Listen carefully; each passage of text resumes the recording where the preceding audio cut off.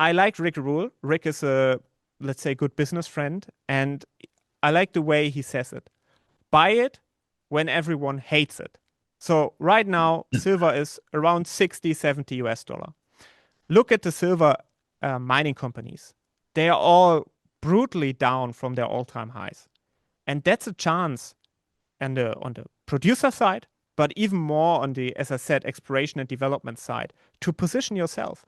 And if everybody joins in again in a couple of months or maybe 1 or 2 years, I don't know when the hype is going to come back, but it has to come back because we need those metals on a global scale. You are positioned and you can sell when everyone else is buying. That's our approach there.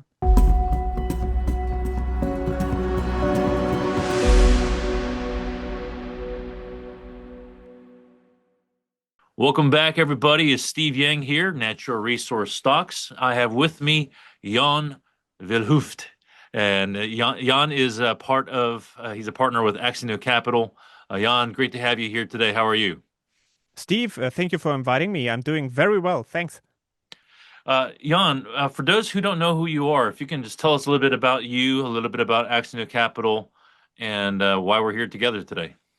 Absolutely. So AXINO Capital was founded like 30 years ago from my business partner Wolfgang. He is the one with the gray hair, and he has been actually the first German person to attending PDAC in Canada. And since then, he has always invested in junior mining stocks, starting from exploration. And he has been very successful in the beginning and early 2000s. Some people in Germany asked him, hey, can we also invest in those type of companies? So he decided to found an IR agency, a media agency, if you like. And we have been representing numbers of companies up to Agnico Eagle in the past here in Europe. And nowadays, we are really investing in junior mining stocks. That's our core focus. B, we are representing them. But we also have a big German YouTube channel where we educate the German, let's say, general investors on why you should buy gold, why you can make money with mining stories. Because it's Yeah. not very common. We have been shutting down our mines like 40 years ago here in Germany, which was a big mistake. But now it's coming back. And that's where we are in positioning our industry here in Europe. Yeah, and you're in Germany right now, and you work with, I don't know if you work primarily with European investors, but I'm kind of curious as to maybe how someone like yourself, or maybe how you've seen the thought process be different from what you've seen over there versus kind of maybe what I'm used to here. Yeah, probably. You see, in North America, investing in mining stocks is part of the DNA. That's the same when I talk to Australians. That's what they are used to, what they invest in, because it's so common. As I said in the beginning, we have been shutting down our mines like 40 years ago, and everybody in Germany was like, well, why should I care about natural resources? It's so dirty. It's not environmentally friendly. All the ESG criteria, they just doesn't fit to mining. I mean, you dig into the ground. That's simply not good for the environment, but it's needed, right? Yeah. And like some years ago, I think in 2018, I've been attending a show here and we've been talking about mining and investing. And a woman approached me, and that was really my way of, or my point of changing the way I think about it, because a woman approached me and said, it's also dirty. I have an e-vehicle and solar panels on my roof.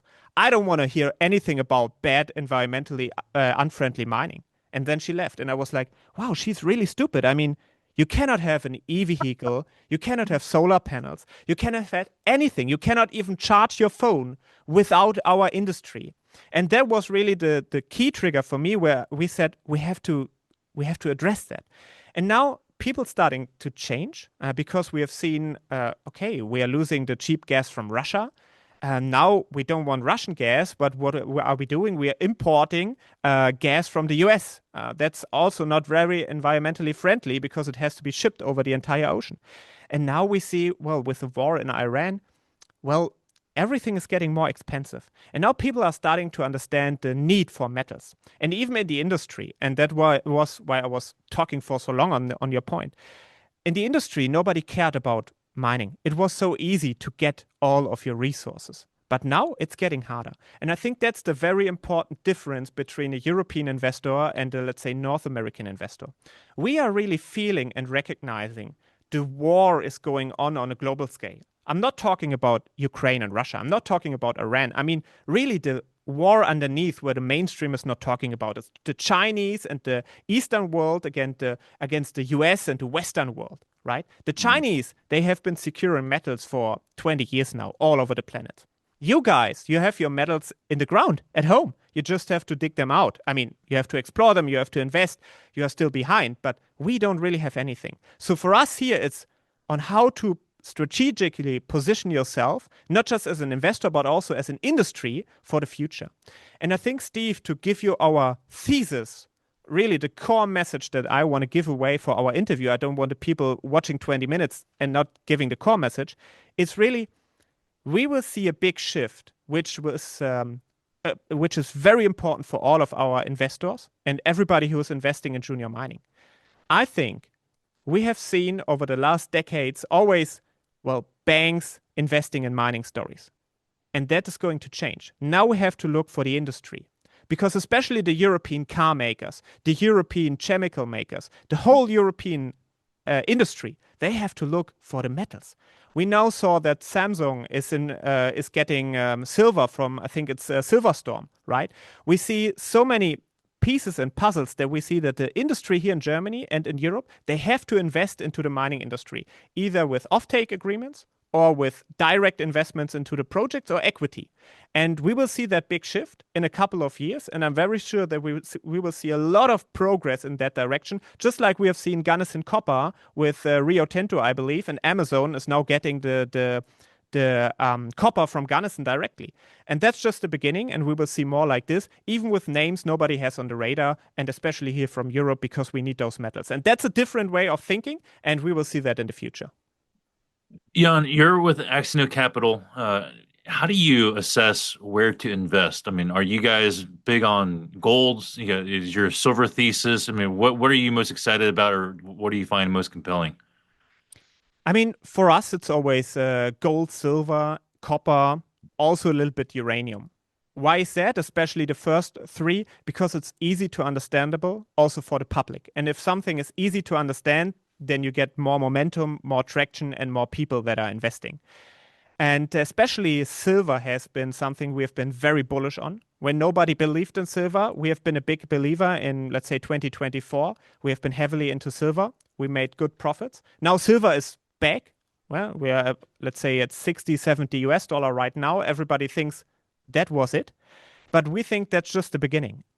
We will see a lot of higher silver prices. It will go way higher in the future. I cannot tell you when, and I cannot tell you where we are going, but triple-digit silver, as our friend Keith Newmeyer likes to say, that is something we should prepare for in the future. And that's also something on the mining side where we are going to look at. So our approach right now, Steve, is to look for interesting mining projects, especially precious metals, in the, let's say, late stage exploration slash early development phase, because those type of companies haven't really benefited from the bull run we've seen so far. I mean, the generalist has been invested into gold, and the generalist bought some gold names like Agnico, Barrick, Newmont, whatever. But Mhm. the generalist sold them off once we saw the gold price coming back from 5.5 to 4,000 US dollar. And now the next wave will be the wave for the exploration and development companies. So we look for projects with scale, projects in safe jurisdictions, and projects that are still under the radar. And there are a lot of those projects, and you can find them especially in the US, Canada, but also Mexico. Mexico is waking up. And we see all this. The US is they want to invest money into critical resource stories. We just saw a new article today that the how do they call it, Department of War, I think, that they also want to invest into mining stories. And we just heard recently from a friend who is running a US critical materials project. I'm not going to say the name. That the governmental side is actively looking not just to deploy money everywhere, but they want to be part of the equity. They want to invest into the either project or the companies directly because they want to benefit from the gain in the future. I mean, that's a different way of thinking, right? They are not putting money everywhere. They want to benefit from the share price increase as well. And that's what we are focusing on. Critical minerals, gold, silver, all in the development stage, or mainly development stage and exploration phase in the US. That's our focus right now. Jan, is there a certain jurisdiction you wouldn't touch, and do you have jurisdictions that you are more favorable towards? If you can tell us a little bit about your bias there, and in terms of upside silver, I mean, upside or leverage goes both ways. I mean, we Yeah, also know that silver is very volatile.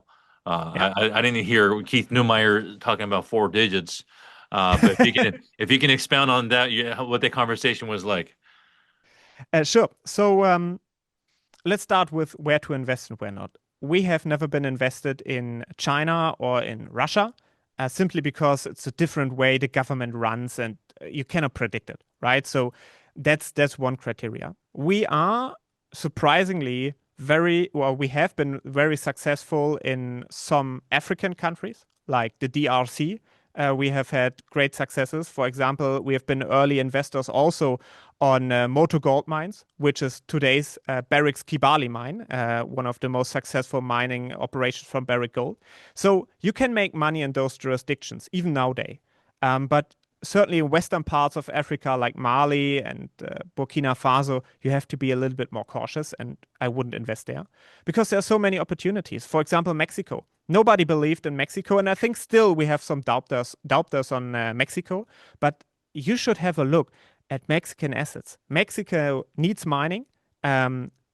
They still have the trouble with issuing open pit licenses, but we have seen Silver Tiger Metals, we have seen Go Gold, they got their license, and I'm pretty sure it's just the beginning. There's more to follow, and before everybody rushes into Mexico again, I encourage people to take a look because we have a lot of interesting companies there in Mexico. In terms of silver and volatility, Yeah. I believe the upside is huge. But as you said, you have to be cautious because it's volatile.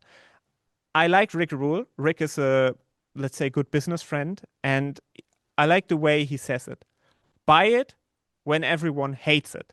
So right now, silver is around 60, 70 US dollar. Look at the silver mining companies. They are all brutally down from their all-time highs. And that's a chance on the producer side, but even more on the, as I said, exploration and development side to position yourself.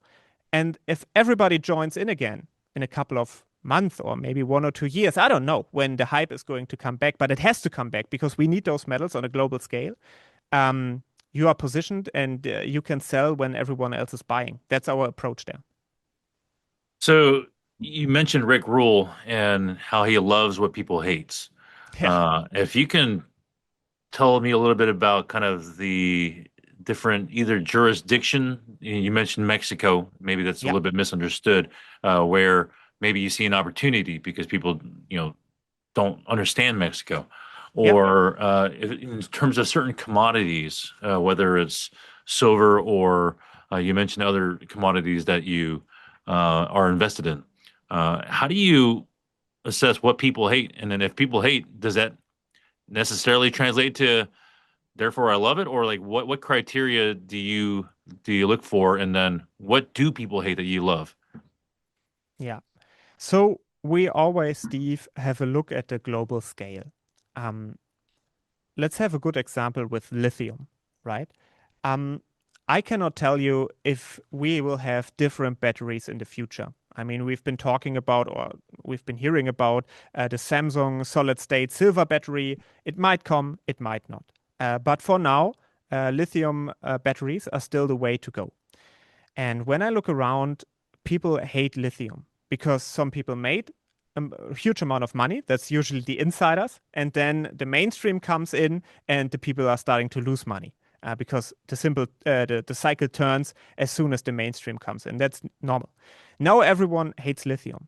But I wouldn't say buy only lithium, right? But when everyone hates it right now, and just on a global scale, thinking about e-vehicles, I give you a good example, Steve. I've been, let's say, 2 years or 3 years ago, I've been to Beijing in China, for example. I've been to Shanghai, and I film a lot of videos. I could have filmed a video on the main street because it was Yeah. so silent. Everybody was driving e-vehicles. I was also in Thailand, and even in the jungle, I was calling an Uber. and the Yeah. Yuba was an e-vehicle in the middle of the jungle. So the Asian market for e-vehicles is very, very strong, and it will also come to Europe sooner or later. And it's just a way of thinking. I mean, if everyone hates lithium, but there's still a big market, that's something I wouldn't say I love it and I put all my money into it. But at these levels, having a position in the lithium space, I think it's certainly a good way of doing it. So we are thinking more on a macro perspective. What makes sense in the future? We are not looking at headline numbers. We are looking at what's behind all of those. And it's as simple as that. As the moment gold crashed from 5,000 something down to 4,000 US dollar, you look at the global debt, you look at the deficit in the US, you look at the number of now 40 trillion US dollar debt, you look at the rates, you look at inflation numbers. It was quite clear that the gold price will come back. And that's our way of thinking. It's really a little bit more on the macro side instead of going into all the details all the time. That's a little bit of insights on how we work. So we talk a little bit about gold and all this stuff that's happening in the world right now and why it makes sense, inevitable for gold to go up, and just it's hard to see otherwise. Yeah. In terms of, you do a lot of junior companies and investing in mining companies. Why juniors as opposed to why do you see investing in junior gold stocks, for example, as being the right play for you guys? And then do you find it important to invest in other places as well? I mean, you shouldn't put all your eggs into one basket. I think this is how you say it in the English language. Of course, it makes sense not to have 100% of your net worth in junior mining. That would be quite volatile and quite hard. But honestly, we love the juniors, the exploration and the development stories, and we love it as particular, as I said, in gold, silver, and copper because it's understandable and it's needed and it's always needed, right? Why? Because you have the big leverage. And we talked about how gold, the direction of travel, I think is quite clear over the next few years. That's not an investment advice, but from our thesis, we are in the gold space since the year of 2000. We look at the gold Yeah. price and we've been quite right. And we believe it will go higher. Not next year. We won't be at 10,000 US dollar, hopefully not, but it will go higher. So looking at development stories, looking at the ounces in the ground, the value that's there, the mineable ounces, looking at the, let's say, mining cost, the all-in sustainable cost, and just running a little bit the numbers. And it gives you a perspective of how much value some junior mining companies have in the ground. And then you have a look at the market cap, and you're like, well, there's a disconnect. I mean, there should be a disconnect, right? Because they're Yeah. not a producer, because they're not making cash flow. That's all sure. But in the end, we see so many companies are getting sold off because of reasons that are solvable. I give you an example, and I hope I don't get blamed for name dropping here. But First Mining Gold is a company we talked about. Keith Newmeyer, I think he has Yeah. been founding the company. We know those guys pretty well. There has always been an issue with getting the license for the big Springpole project. And we have been talking to the management, and it seemed like they know what they are doing. I cannot control if they get the license next year, this year, or in 10 years. But I can see the gold in the ground, and I can run the numbers. So if the depreciation in the share price comes from not having the approval, the environmental approval, well, then I have only one thing to bet at. The gold is already there. It's just about getting the license. I think the downside was not so big over the last years, so we had a position there, and we have been betting on getting the environmental approval. The same thing actually also in Mexico. We have been heavily investing into Mexican open pit stories in the year of 2024 and 25 when Claudia Scheinbaum came into place, Yeah. because it was only one thing to bet at. Everything was already in place. And that's how we try to lower our risk. We don't want to be in, let's say, jurisdiction risk, permitting risk, also geological risk, and I don't know, getting like problems, not just on the government side, but also on the community side. But we want to lower the risk. And if the gold is already there and the gold price goes up and the inventory looks great and everything is perfect, it's just one piece of the puzzle missing. I think you have a very good risk reward profile. And that's what we like as investors. So I spoke with Rick from the Rick Roll Symposium. We were going through companies, and he was saying that not, I mean, he his doesn't have a single company in his mind that checks all the boxes. You know, what boxes are most important for you guys, and like, how do you assess that? And with that, when you talk with companies, interviewing, uh, CEOs, what do you think is the most important questions to be asking for me to go, this is a good company, this is a crappy company, and maybe this is an opportunity where, hey, this is undervalued, and either I want to avoid it, or hey, I know about this before Yeah. everybody else does. Like, what questions kind of go through your mind that you can kind of share with us? Yes. I think we have one or two very important criteria. Of course, it is good if the geology is great, right? But most of the investors out there, especially our viewers, I would bet are not geologists. I'm not even a geologist by background. We have one in our team, but I personally, I'm not a geologist. So when I talk alone without a geologist to CEOs, my most important question is always, first of all, what as a CEO and management team, what have you guys done before? Because it gives me a perspective. Are they competent or not? Are they No. qualified for the current hurdles that they have in the company? Can they solve it? Have they ever been able to get a license or not? Have they ever been able to get license or not? Have they ever found something, gold, silver, copper or not? And the second most important question is, do you have own money in the company? And I don't want the CEO to say, oh, I got 10% of the company. Well, that's great. But are we talking about founding shares? Are those shares that you bought at the beginning for like 1 cent and now the company is at $1? I want to know, do you have hard dollars? Just like myself. If I No. put in hard dollars, I'm not getting anything for free. Do you have, are you betting on your company? And then if we're talking about a very, very successful CEO who has been successful in the future, and sorry, in the past, if he tells me he got 50,000 US dollar in the company, for example, but he made hundreds of millions, I'm overshooting here just to get the picture, right? It's peanuts. I would love to have a management that's in the risk, that is believing what it's doing, and they are betting on their own success. Because in the end, I'm investing my capital in that person.